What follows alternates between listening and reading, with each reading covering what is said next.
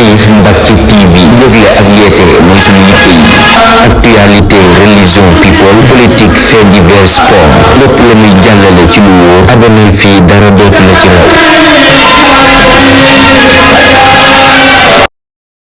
Rahmatullah mbokki Taif ak li ko wër ñoo ngi leen di nuyu bu baax a baax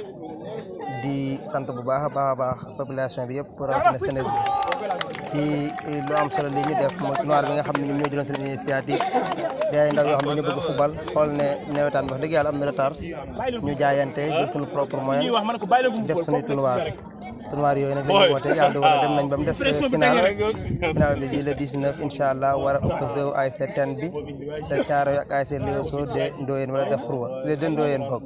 dimanche di woo ñëpp ci fair play di wax ni commencé nañ ko ci jàmm wax dëgg yàlla ba tey ji amul benn violence amul benn xuloo kon daal ñoo ngi leen di woo incha allah le 19 incha allah final bi nag ñoo ngi koy parrainé ku naan Bara Diop Taif ndax wax dëgg yàlla biñ commencé defal nañu ay teranga jox nañu ay moyens jàppale nañu ci bëri moo tax jeunesse su Taif waaw jeunesse su mouvement de l'amitié ñoom ñëpp rek booloo ni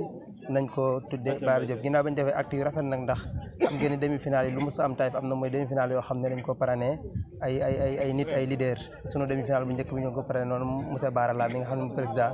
conseil communal de la jeunesse ñu dem ci beneen deuxième finale bi demi-finale bi deuxième demi-finale bi ñu daal ko parrainé soxna May si sax mi nga xam ne moo jiite case de wala moo jiite clinique bi incha allah mu ñaar demi-finale yu neexoon kon daal final bi lañ doon woote jërëjëf damay jox kon ku mel ne Alla Diallo mu sànni ci kàddu. da ngeen ko mën a seetaan en direct sur Taif Mbacke TV. Taif TV ñu leen nuyu ñëpp di leen ziar bon di lancer un appel pour final tournoi de la jeunesse bi ñu organisé woon ñu war ko def le 19 bii ñu jëm ñu ngi ñaan ñëpp seen teewaay kon ñu ngi ko tàmbalee rek ñu jeexalee ko noonu mooy dans le fair play et l'esprit de sportivité franchement waaw ñu ngi sant nag ñëpp ñi nga xamante ne participé nañu woon ci tournoi bi di si invité aussi bépp autorité boo xamante ne mi ngi ci dëkk bi tàmbale aussi monsieur le maire si le sous-préfet ak son adjoint di woo agent eaux et forêts di woo képp koo xamante ne ni waa monsieur Bass Gueye waaw di woo képp koo xamante ne daal autorité administrative nga nekk fii ci Taif ñu ngi lay woo ci bis bi ñu koy jàppale di ñu soobee yàlla. Taif Mbacke TV yëgle ak yeete mooy suñu yitte yi